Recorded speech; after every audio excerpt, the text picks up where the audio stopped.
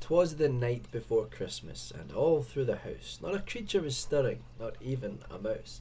Yes, it's Christmas Eve, and I've just made it home in time to do the final entry in my 24 ghost stories for Christmas.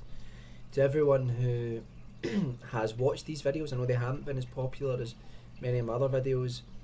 I know that it's maybe a series of videos which is not really interested as many of my subscribers, but for those of you who have enjoyed these videos and watched them, thank you very, very much for taking part in them and talking to me about your favourite ghost stories. And I love to talk about things that I'm passionate about, and I love the ghost story genre in general in a variety of mediums, and it was really fun to do radio plays and short stories and along with films and television programs, which I love, that cover the ghost story genre. But when I made this list, I always knew that in the end, on Christmas Eve, well, I knew first of all that on the 23rd I would do It's a Wonderful Life, and I knew on Christmas Eve I would have to do Charles Dickens' A Christmas Carol. It's the most famous ghost story of all time. It's also the most famous Christmas story of all time. It was published in 1843, and I actually watched my favourite version of the story, which is the Alistair Sims version from 1951. And I was talking to my girlfriend about it today, and we have this ongoing debate where my girlfriend really tends to think of any art as, music, film, literature, whatever, as sort of disposable, that it's something she enjoys, but it's not important, and to me, I'm the exact reverse of that. I believe that outside of being healthy and eating and drinking clean water, and that art is, and it sounds pretentious, but is incredibly important. And the reason I say that is because it can have a transforming effect on people and on society. I don't think art can make people do things like many of the moral panics have told us about video nasties making, corrupting our children, or video games making people into murderers. It just doesn't work that way. But I think what art can do is it can hold a mirror up to people, and you will take from it what you bring to it, and it allows you to explore your own thoughts, your own feelings, and a lot of the time it can inspire you. And A Christmas Carol is probably one of the greatest examples of that, because after A Christmas Carol there was a swell of charitable organisations and donations throughout the United Kingdom, and it changed. There had been a tradition for the previous sort of 100 years or so of sort of sobriety and sort of low key Christmases, but Christmas Carol was part of. It wasn't the only reason, but it very much was part of this movement which made Christmas once again something which was more festive and fun and joyous and a celebration of life.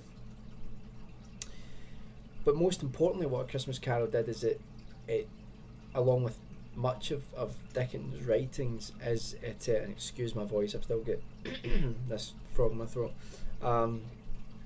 it really helped dispel certain, or go towards dispelling certain inequalities within our society.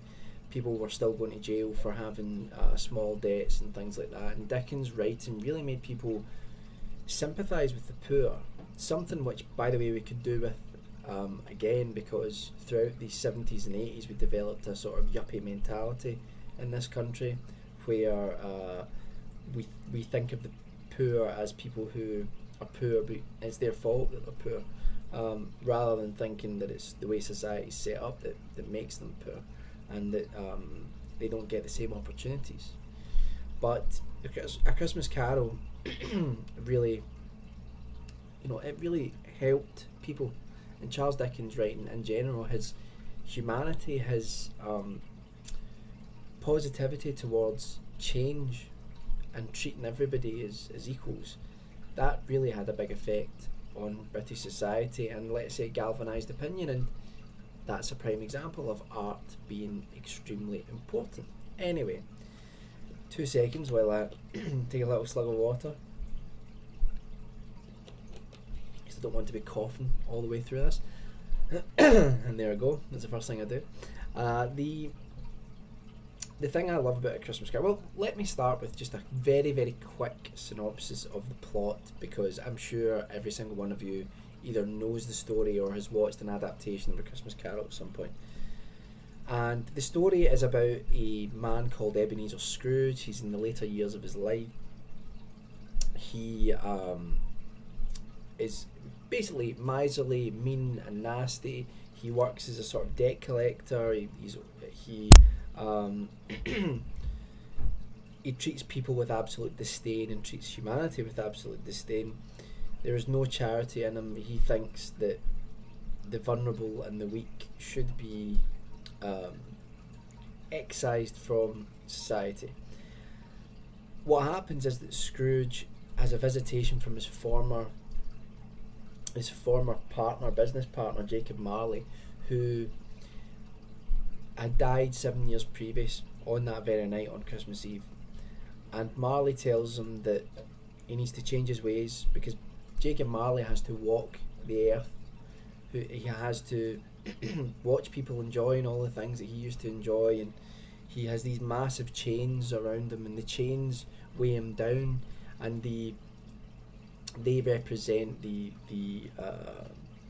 his cruelness towards his fellow man. And he's telling Scrooge, look, you need to change your ways, or this is going to happen to you. In fact, I've seen the change you're going to get, and they're much bigger. You're really screwed, not Scrooged, screwed. And that was a bad joke.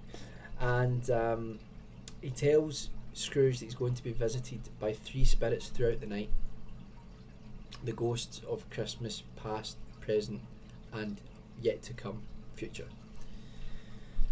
And what we see throughout the story is that Scrooge is met by one ghost, the ghost of Christmas past, who takes him through his childhood, shows him visions of the decisions he's made throughout his life.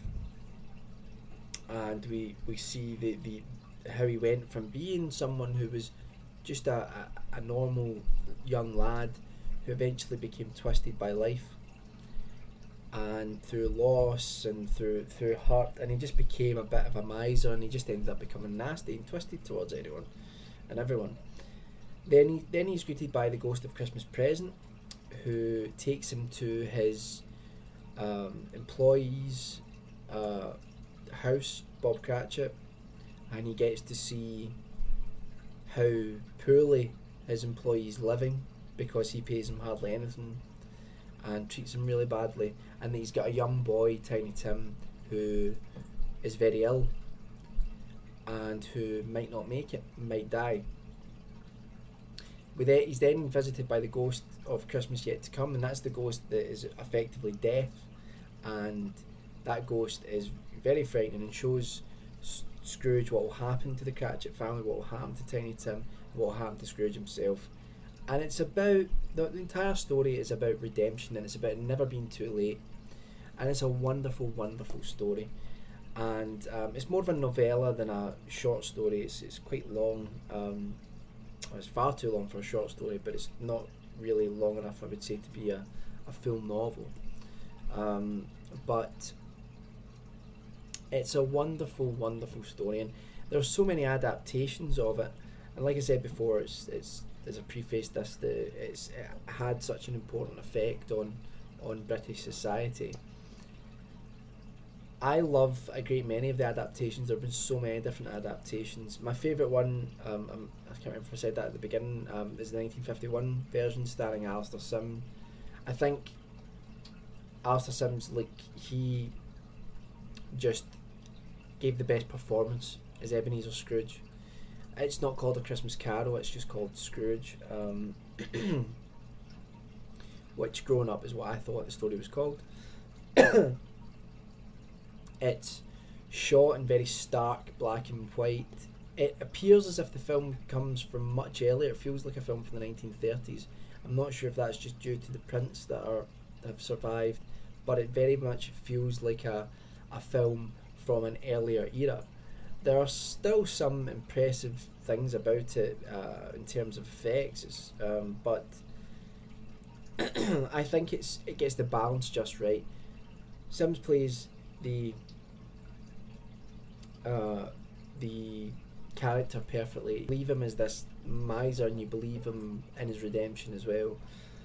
And it's also spooky and eerie, and that's what people forget about. I remember a few years ago I went to see the Robert Zemeckis animated A Christmas Carol starring Jim Carrey, and my girlfriend was like a bit put off of it. She was like, it was kind of in your face and quite sort of creepy and scary at certain places. And I said to her, well, it's a ghost story, and people forget that. They forget that that's what A Christmas Carol is. It is a ghost story. So there are certain things. The beginning of the novel is very spooky, and when the ghost of Christmas Yet to Come arrives, that is again very scary. It's brilliantly done in the 1951 version,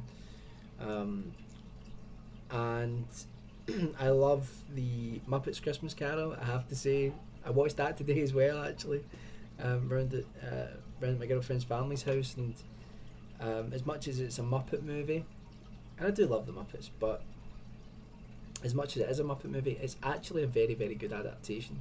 The songs are very good.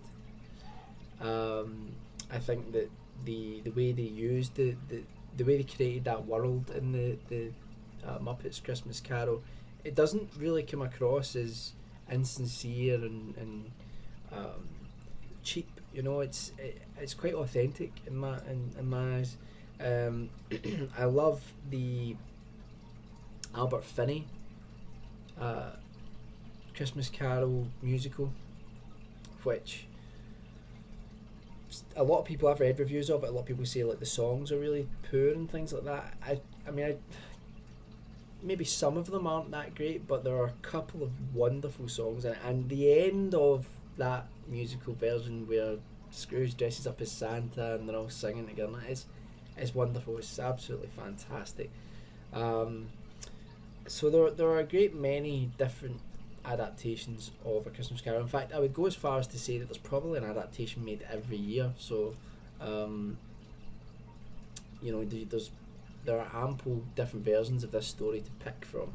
I would like to hear, you know, what's your favourite version of A Christmas Carol, and who was your favourite Ebenezer Scrooge?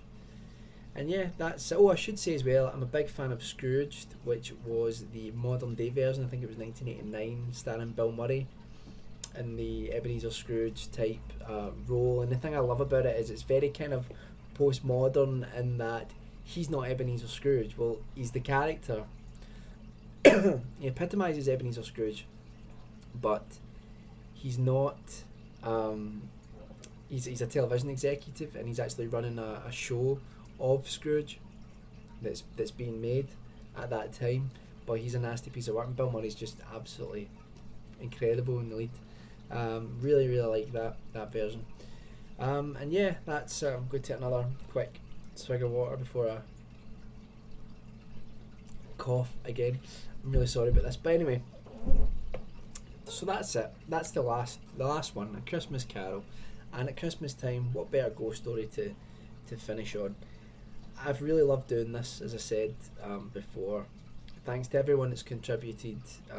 Thanks to everyone that's taken part. Again, like I say, it's not been as popular as my other videos, but I've loved doing this, and I'll be getting back to doing what I was doing pre-October, because it was kind of weird. Like I did October, did 31 Horrors of Mike. I enjoyed that so much that I wanted to do another series, 24 Ghost Stories for Christmas. In November I got to do a few videos, but I didn't really find my rhythm, and then I was straight into doing daily videos again with it through another list. So I've picked up quite a lot of subscribers since then. So if you're not used to what I normally do, I do like in-depth analysis and review videos. I do news videos about upcoming films and things like that, and sometimes I do top 10s and things like that. So I'm going to be doing all that sort of stuff again. And if you get any suggestions for future videos, please do let me know. I love hearing from you guys and gals. And I hope you all, each and every one of you, have a very Merry Christmas. And although I will make a video before the new year, if you don't see that one, I wish you all the best for the year 2012 as well. So have a very Merry Christmas, have a great Christmas day, drink lots, be merry, and try not to be too Scrooge-like. Merry Christmas.